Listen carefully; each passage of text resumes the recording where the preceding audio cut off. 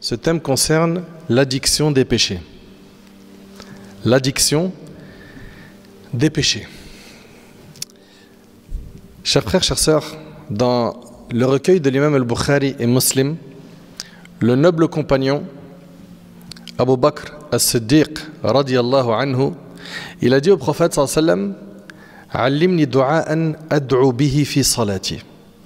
Il a dit: enseigne-moi une invocation que j'utiliserai dans ma prière.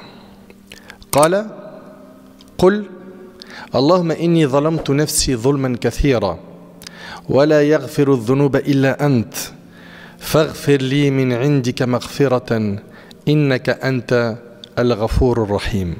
Ô Seigneur, je me suis fait beaucoup de tort à moi-même. Beaucoup de tort à moi-même par quoi? Par les désobéissances.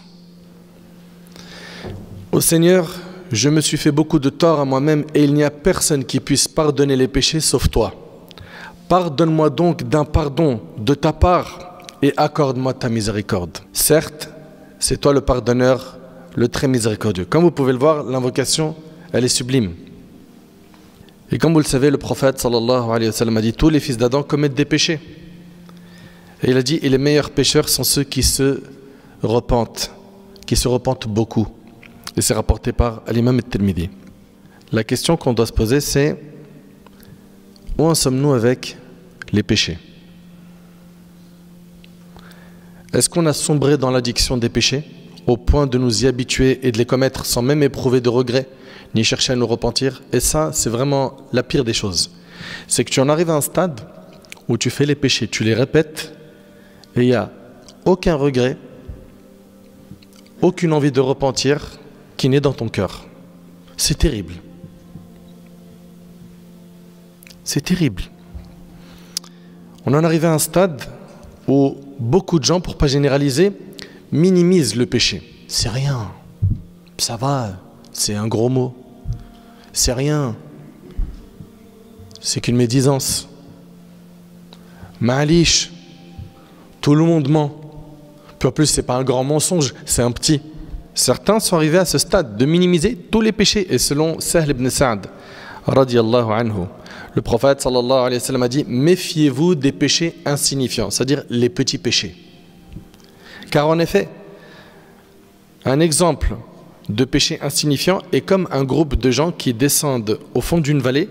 L'un d'eux apporte un bâton et un autre apporte un bâton jusqu'à ce qu'ils cuisent leur pain.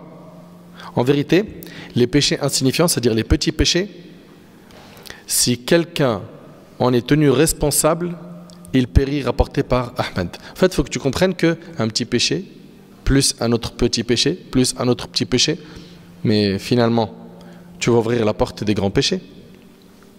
Tu as trouvé cette audace à faire les petits péchés, le diable ne va pas te laisser ici. Il veut ta destruction. Il veut que tu sois parmi les perdants le jour du jugement. Donc, il va te rapprocher des petits péchés, puis après des grands péchés, et puis, allez, vas-y, sors d'islam. Anas ibn Malik, radiyallahu anhu, subhanallah, lui, c'est un compagnon. Il s'adresse à la génération qui est venue après les compagnons. Il leur dit: vous commettez des actes que vous considérez aussi insignifiants qu'un cheveu, alors que nous les considérions à l'époque du prophète sallam comme des péchés destructeurs, et c'est rapporté par le Bukhari. Allahu Akbar. Il parle à la génération qui est venue après celle des compagnons et leur dit: vous faites des péchés qui sont à vos yeux plus insignifiants qu'un cheveu, alors que nous à l'époque du prophète sallam on les considérait comme destructeurs. Mais si Anas radiyallahu anhu il venait à notre époque, qu'est-ce qu'il dirait?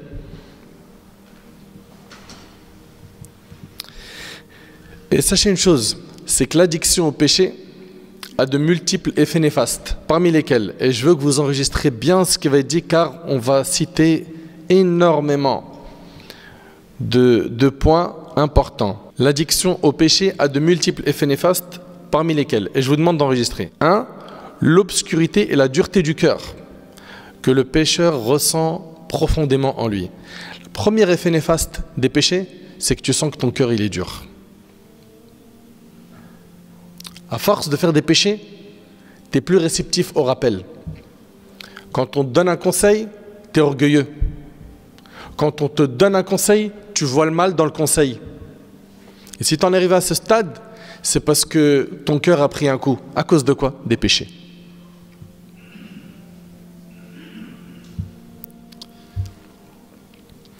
l'obscurité et la dureté du cœur. Allahu Akbar, qu'Allah nous en préserve. Ça, je veux que tu l'enregistres, mon frère, ma soeur, enregistre ce point. Premier effet néfaste des péchés, c'est qu'il rend le cœur dur, sombre. Il ne voit que le mal, il n'apprécie pas l'obéissance, il s'en écarte. 2. Parmi les conséquences de l'addiction au péché, il y a le fait que les désobéissances s'entraînent les unes les autres et qu'un péché en appelle un autre. Un péché, ça agit comme une drogue. Tu as essayé la première fois, tu as besoin de la deuxième fois, puis la troisième, et tu ne peux plus t'en passer. Et ça, c'est quelque chose de terrible, jusqu'à ce que le serviteur d'Allah en arrive à un stade où il n'apaise son cœur que lorsqu'il met Allah en colère. Wallah, c'est terrible. Et il y a une chose qu'on oublie aussi, c'est qu'Allah tabaraka wa ta'ala, il nous a interdit de suivre les pas de Satan. Oui ou non? Allah ta'ala il dit Ya ayyuhalladhina amanu la tattabi'u khutuwati shaytan. Ô vous qui croyez, ne suivez pas les traces de Satan. Mais ce que tu oublies, c'est quoi? C'est que les péchés sont justement les traces de Satan. C'est les pas de Satan. Donc toi, quand tu es en train de faire des péchés, tu es en train de suivre les pas du diable. Chose qui nous a été interdite. Chose interdite dans notre religion. Donc on a dit que premier effet néfaste des péchés, c'est l'obscurité, le durcissement du cœur. 2, c'est que ça agit comme une drogue. Un péché en amène un autre. Parmi les conséquences de l'addiction au péché, il y a aussi le fait de s'y habituer, au point qu'il devienne une routine. Il a l'habitude de regarder des images pornographiques. Il a l'habitude d'écouter des insultes, des gros mots, des médisances, des clips orduriers. C'est sa routine. Il s'est habitué. Il s'est habitué à faire de l'argent sale. Tu lui dis, mon frère, c'est haram. Tu dis, qu'est-ce que tu veux que je fasse, mon frère? Ça y est, je suis ancré dedans. Ibn al-Qayyim, rahimallah, dit à ce sujet, il arrive que de nombreux pervers commettent le péché sans même en ressentir de plaisir. C'est-à-dire, c'est même pas il le fait par kiff, ni y être poussé par un désir, mais simplement en raison de la douleur qu'il éprouve à s'en abstenir. C'est juste que c'est pour lui trop dur de lâcher le péché. Est-ce que c'est impossible de lâcher le péché? Non. Et on va voir, Inch'Allah, à la fin les solutions. Donc, on résume. Parmi les effets néfastes du péché, 1, la dureté du cœur, son obscurcissement. 2, un péché en amène un autre, ça agit comme une drogue. 3, c'est qu'à la fin, ça devient une routine chez une personne. Parmi les conséquences néfastes de l'addiction au péché, il y a le fait que le serviteur minimise la gravité de sa désobéissance envers son Seigneur et la considère comme insignifiante.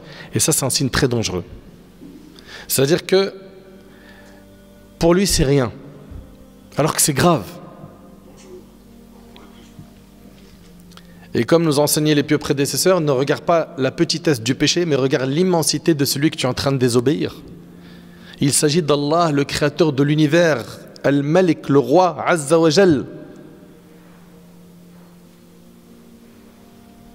Mais comme Allah Ta'ala il dit, وَمَا قَدَرُ اللَّهَ حَقَّ قَدْرِهِ. Ils n'ont pas estimé Allah à sa juste valeur. Ils vont avoir peur lorsqu'il va y avoir une inspection de travail.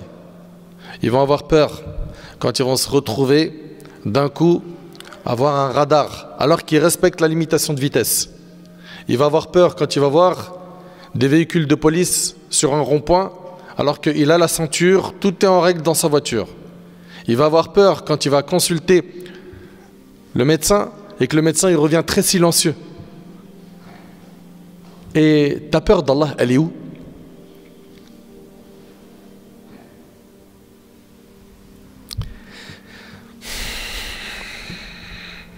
D'après Abdullah ibn Mas'ud radiyallahu anhu, il a dit, écoutez bien, certes le croyant voit ses péchés comme s'il était assis sous une montagne, craignant qu'elle ne tombe sur lui. Et certes, le pervers voit ses péchés comme une mouche qui passe vers son nez, alors il fait comme cela.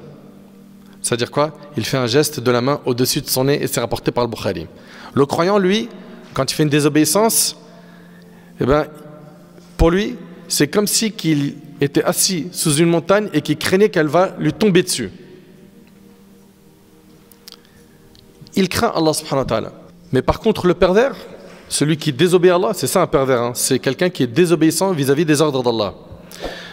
Mais le pervers, lui, il voit ses péchés comme une mouche qui passe vers son nez et il lui fait un geste comme ça. C'est rien pour lui. Mes frères, mes sœurs, sachez que les péchés privent de l'obéissance d'Allah.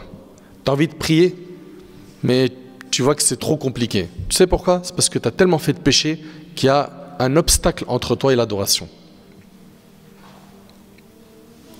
Tu as envie d'être quelqu'un de sérieux dans ta pratique religieuse, mais tu vois ça comme étant trop compliqué. Mais c'est à cause de tes péchés.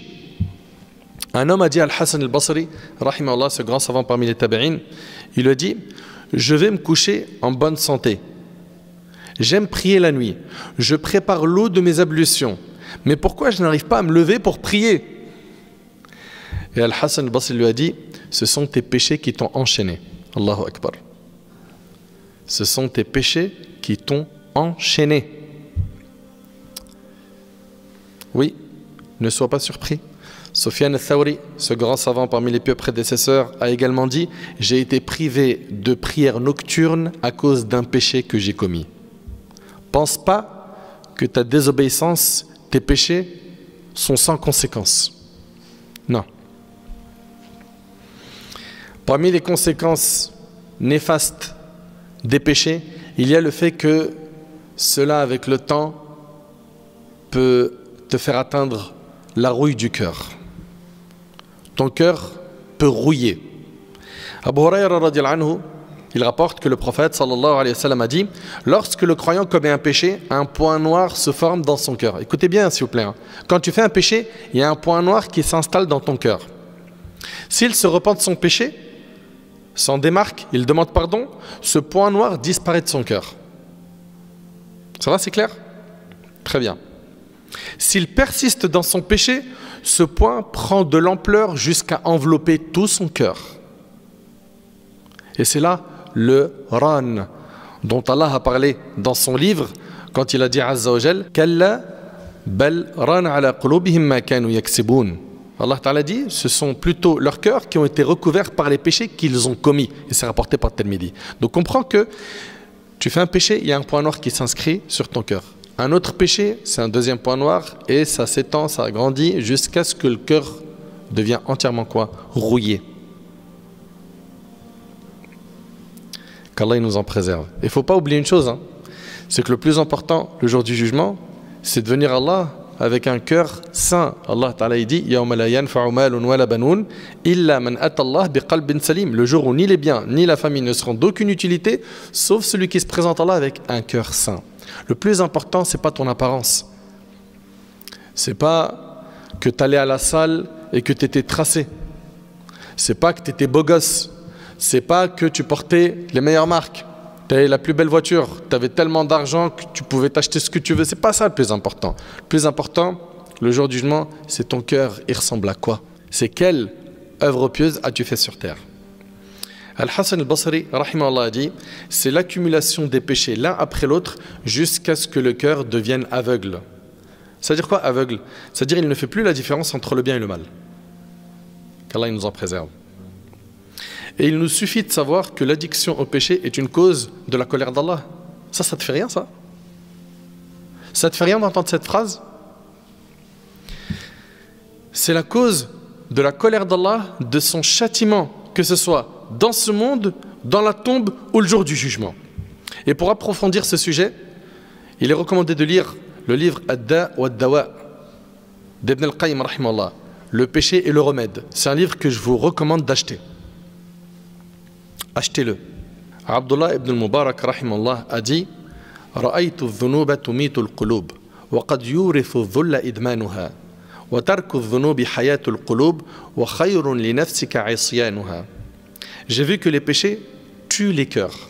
Regardez ce que ce savant dit. J'ai vu que les péchés tuent les cœurs et que leur répétition mène à l'humiliation. Abandonner les péchés fait revivre les cœurs et il est bien meilleur pour ton âme de t'en détourner. Parmi les serviteurs d'Allah, il y a ceux qui sont addicts à l'alcool, qu'Allah nous en préserve. Ceux qui sont addicts à la drogue, d'autres à la cigarette, d'autres chamma, d'autres c'est la chicha, d'autres c'est les paris sportifs, d'autres c'est la médisance, d'autres c'est les mensonges, d'autres c'est al-hasad, l'envie, la jalousie. D'autres sont addicts au regard interdit, à l'écoute de ce qui est illicite, et ainsi de suite. Tant de dépendance et d'addiction. Après le péché, nous avons une manière d'agir qui est différente. Certains vont regretter immédiatement, d'autres vont mettre du temps à regretter, d'autres vont absolument pas regretter, hélas. Et ce qu'il faut en fait, c'est qu'on se remette en question. Qu'on se remette en question car ces péchés-là sont destructeurs et il faut comprendre que le diable, la seule chose qu'il veut de nous, c'est notre perte. Il faut qu'on médite sur les nombreux bienfaits d'Allah subhanahu wa ta'ala sur nous. Comment subhanallah, avec tous les bienfaits qu'Allah t'accorde, tu peux te retrouver toi à multiplier les désobéissances et à ne pas faire preuve de gratitude, de reconnaissance envers le Seigneur Jalla fi'ala. Et la reconnaissance envers Allah se fait par le cœur, en reconnaissant que les bienfaits viennent de lui, par la langue, en le remerciant, et par les membres du corps, en te mettant à pratiquer comme il faut, en adorant Allah subhanahu wa ta'ala comme il le faut. Allah nous relate les invocations suivantes dans le Coran. Rabbana zalamna anfusana wa in lam taghfir lana wa tarhamna lanakunanna minal khasirin. Seigneur, nous nous sommes causés du tort. Si tu ne nous pardonnes pas et ne nous fais pas miséricorde, nous serons perdus. Également, Rabbana innana amanna faghfir lana dhunubana wa qina adhaban nar. Seigneur, nous croyons, pardonne-nous nos péchés et protège-nous du châtiment du feu. Et l'invocation suivante, Rabbighfir warham wa anta khayrur rahimin. Seigneur, pardonne-nous et fais-nous miséricorde, tu es le meilleur des miséricordieux. Et il ne fait aucun doute que renoncer à un péché dans lequel on s'est enfoncé, on est tombé dedans comme un sable mouvant, est une épreuve difficile. Ça, je ne dis pas que c'est facile. Vous me suivez? Il ne fait aucun doute que sortir d'un péché dans lequel on est ancré, c'est une épreuve difficile. Cependant, rappelons-nous que le paradis est entouré d'obstacles et que l'enfer est entouré de tentations. Rappelez-vous ça, s'il vous plaît. Que le paradis est entouré d'obstacles. Tu veux le paradis? Il y a des obstacles. L'enfer, il y a plein de tentations autour. Toi qui te demandes comment faire pour se détacher des addictions, eh bien, je vais vous citer ici plusieurs points. J'aimerais que ce soit appris et surtout transmis. Vous avez probablement des faiblesses face à des péchés ou des gens dans votre entourage qui sont addicts à des péchés. Eh bien, la première des choses, toi qui veux te détacher de ces addictions, invoque Allah. Invoque Allah. Demande-lui, subhanahu wa ta'ala, de te guider, de t'accorder un repentir sincère. Demande-lui de te guider car le péché, c'est une désobéissance, un égarement.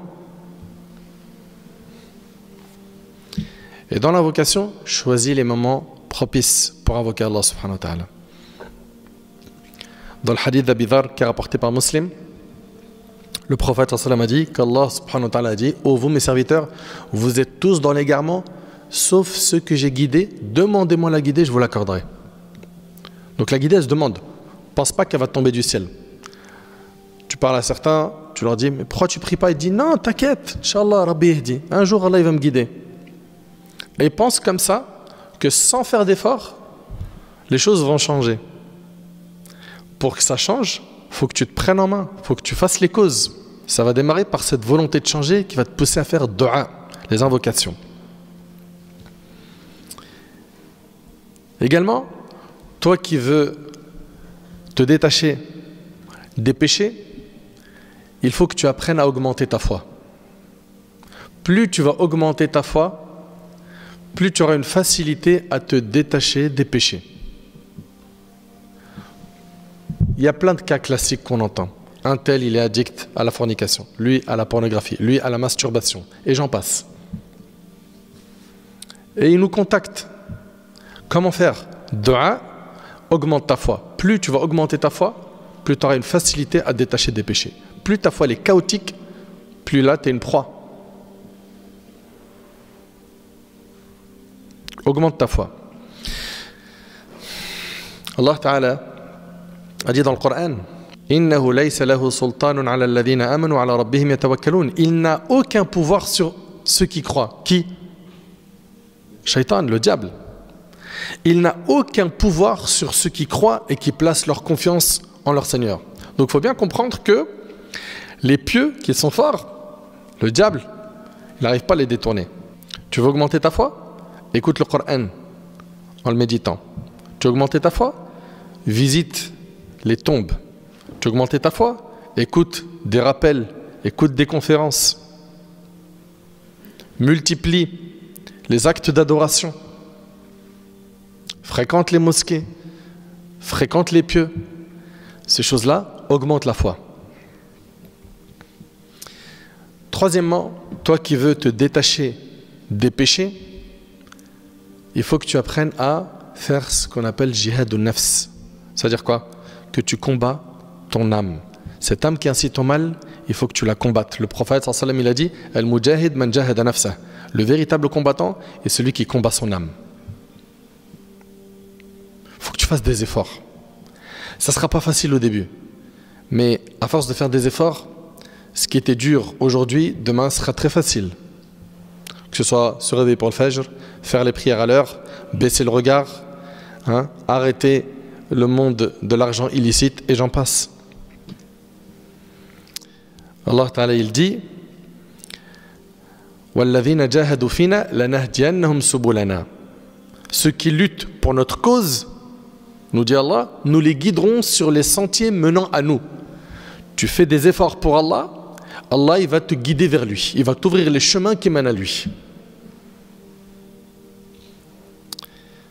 Et la promesse d'Allah est véridique. Mujahadatun nafs, le fait donc d'éduquer ton âme, de la purifier, de l'éloigner des causes qui mènent au péché. Que ce soit des personnes qui t'incitent au péché ou des endroits ou autres, il faut que tu t'en écartes. Et ça, c'est un effort que tu dois faire toi. Donc on a dit, pour se détacher des péchés, l'invocation, augmente ta foi. 3, le fait de purifier ton âme, ok, de combattre les péchés de l'âme. Et de se rappeler que le prophète sallam a dit, il y a dans le corps un morceau de chair. S'il est bon, tout le reste du corps est bon. S'il est mauvais, tout le reste du corps est mauvais. Ce morceau de chair, c'est quoi? C'est le cœur. Le cœur, s'il est bon, ben les membres vont bien agir. Si le cœur est mauvais, les membres du corps vont faire du haram. Quatrièmement, dans ton état de faiblesse, toi qui es tombé dans un péché, repens-toi. Regrette le péché. Le prophète sallam a dit, An-nadamu tawba. Le regret, c'est un repentir. Et sois soucieux de faire des bonnes actions. Sois soucieux de faire des bonnes actions. Allah Ta'ala il dit wa aqimis salata tarafay an-nahari wa zulafan min al-layl innal hasanati yudhhibna as-sayyi'at dhalika dhikra lidh-dhakirin. Accomplis la prière aux deux extrémités du jour et à certains moments de la nuit. Les bonnes actions effacent les mauvaises. T'entends? Les bonnes actions effacent les mauvaises. Ceci est un rappel pour ceux qui réfléchissent. Et j'attire votre attention sur quelque chose. Certains, quand ils veulent se repentir, ils vont aller jusqu'à dire « Wallah, je referai plus ce péché ». Jure pas. La religion t'a pas imposé ça. Ok? Jure pas. Fais le nécessaire toi pour te battre contre les péchés que tu as l'habitude de faire. Ok? Et à chaque fois, repens-toi sincèrement. Et si tu te repens sincèrement d'un péché et que tu retombes dans le même, et que tu te repens à nouveau sincèrement. Sincèrement, ça veut dire quoi? C'est quoi un repentir sincère? Le regret, la détermination de ne plus le refaire, se détacher du péché, et si on a fait du tort à quelqu'un, on répare l'injustice commise. D'accord? Donc il y a le regret. Je me suis détaché, je suis déterminé à ne plus le refaire. Vous suivez? Si quelqu'un s'est repenti de cette manière-là, sincèrement, et il retombe dans le même péché, et il se repent à nouveau sincèrement, et il retombe de nouveau dans le même péché, et il se repent sincèrement, est-ce qu'Allah il lui pardonne? Oui, tant qu'à chaque fois tu tu t'es repenti sincèrement. Le repentir sincère, je le rappelle, hein, le regret. C'est-à-dire quoi? Ton cœur est rempli de regrets d'avoir commis cette désobéissance. Tu t'en es détaché et tu es déterminé à ne plus le refaire. Bah, tant que tu te repens chaque fois sincèrement, Allah subhanahu wa ta'ala te pardonnera tes péchés. Vous savez comment la miséricorde d'Allah est immense? Allahu Akbar. Elle est immense. Parce que certains se disent quoi? J'ai fait le péché, je me suis repenti sincèrement, je suis retombé dedans. Vas-y là, faut que j'arrête de faire l'hypocrite, je me repens plus. Ça, c'est ce que le diable veut de toi, c'est que tu arrêtes de te repentir. Tant que tu te repens sincèrement, vous avez entendu? Sincèrement. C'est pas, il dit je me repens, mais il n'y a rien de sincère, il ne regrette même pas le péché. Il est où le repentir là? Tant que tu te repens sincèrement, Allah tabaraka ta'ala te pardonnera tes péchés. Et je tiens à vous mettre en garde sur un point qui est important, c'est que il arrive que certains tombent dans le péché. Et ils tombent dans le péché en secret. C'est-à-dire, il s'est caché et il a fait un péché. Et après, l'erreur que fait cette personne, c'est que ce péché caché, elle le divulgue aux gens. Elle va aller le raconter aux gens. C'est-à-dire, là, il se retrouve finalement à avoir fait deux désobéissances. La première, c'est le péché qu'il a fait, et la deuxième, c'est de raconter son péché. Et aujourd'hui, avec les réseaux sociaux, c'est devenu terrible. Les gens se vantent de leurs péchés. Ils les racontent normal. Ils parlent de la fornication de la veille comme s'il avait bu un cocktail.